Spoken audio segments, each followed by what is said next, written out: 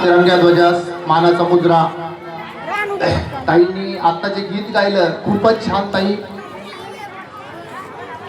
आपल्या इथं आलेला तोला मोलाचा जो शिक्षक आहे, ह्या माता भगिनी आहेत आपल्या 3 महिला शिक्षक, आणि आता अलीकडच्या काळात ज्यांनी पदभार स्वीकारला असे राऊत सरांची बऱ्याच दिवसापासून तळमळ होती की मी माझ्या सेवानिवृत्तीच्या अगोदर या गावासाठी, या गावाने मला जो 33 वर्षाचा माझा जो जीवनाचा प्रवास आहे, मी जन्म घेतला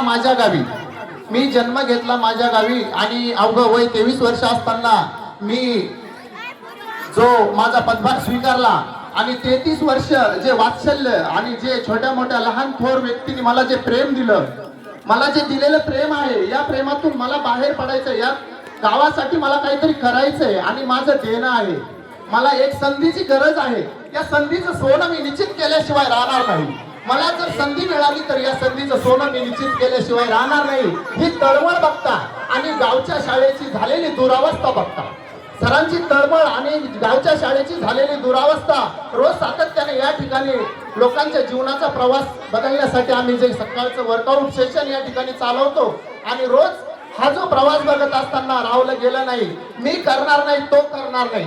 बऱ्याच लोकांनी आम्ही एक हात मदतीचा लोकांकडे देणगी मागण्यासाठी गेलो असता खूप वाईट अनुभव, खूप चांगले अनुभव सगळे आले, काही कडू काही गोड, परंतु सगळे प्रेमाने.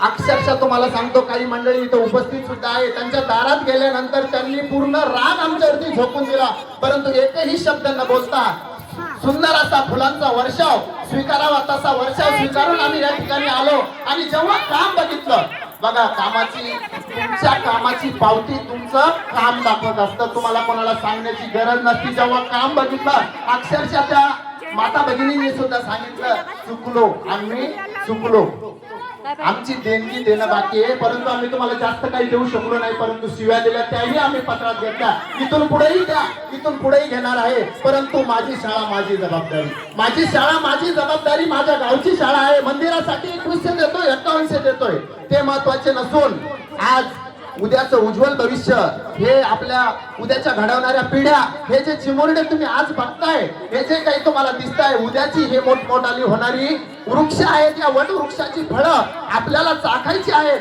त्यासाठी मला 1000, 500, 100, 200 माझ्या पद्धतीनं जो काही हातभार लावता येईल, तो हातभार मी या शाळेला लावण्याचा प्रयत्न करणार आहे, अशी माझी प्रत्येक नागरिकाला विनंती आहे. ती जबाबदारी तुम्ही स्वीकारा आणि येणाऱ्या काळामध्ये मदत करा. 26, 27, 28 येणाऱ्या 3 वर्षामध्ये तुम्हाला सांगतो, राज्यात पहिले आणण्याची धमक, एवढे कष्ट मी तुमच्या सगळ्यांच्या मदतीनं करेल आणि या शाळेला आपण अशा उच्च स्तरावर घेऊन जाऊ की लोक आपल्यासाठी ऍडमिशन कडे आजूबाजूच्या गावातल्या लोकांनी सुद्धा रांगा लावल्या पाहिजे. आणि हे सर्व आपले जे शिक्षक वृंद आहेत यांच्याकडनं सुद्धा आपण आज एक शब्द घेऊयात की आम्ही पण पूर्णत्व आमचं झोकून देऊन या शाळेसाठी काम करणार आहोत आणि या विद्यार्थ्यांचं उज्ज्वल भविष्य घडवणार आहोत, कारण यांचं सुद्धा नाव होणार आहे. मला इथं उभं राहून खूप काही बोलता येईल एवढं ज्ञान तर निश्चित नाहीये, परंतु आज एक छोटीशी संधी सरांनी दिली. बऱ्याच मुलांचे कार्यक्रम सुद्धा बाकी आहेत, त्यांचे कार्यक्रम तुम्हाला ऐकायचे, जास्त वेळ घेत नाही, परंतु या कार्यक्रमाच्या निमित्तानं 2 शब्द बोलण्याची संधी दिली, त्याबद्दल सर्व शिक्षक वृंदांचे मनपूर्वक आभार. आणि पुनश्च एकदा आपल्याला विनंती करतो की या नंतर जेव्हा जेव्हा तुमच्या दारात येऊ, शिव्या निश्चित स्वरूपात द्या, पण छोटीशी मदत पण द्या. शिव्या निश्चित स्वरूपात द्या, आम्ही खायला तयार आहोत, आणि भरभरून द्या, तोंडावर द्या, माघारी द्या, कशाही द्या, पण छोटीशी मदत या शाळेसाठी द्या. उद्या आजची जी 26 जानेवारी आहे, निश्चित स्वरूपात यापेक्षाही पुढच्या 26 जानेवारीला आपली शाळा अत्याधुनिक आणि भौतिक सुविधांनी परिपूर्ण झालेली तुम्हाला दाखवणार आहोत आणि तुमची ती जबाबदारी आहे, आपल्याला ती करायची आहे. धन्यवाद सर, मला एक संधी दिली. खूप खूप धन्यवाद सतीश भाऊ.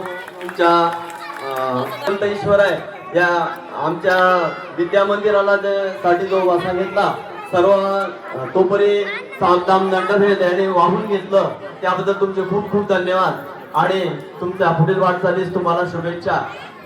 याच्यानंतर कार्यक्रम मॅडम.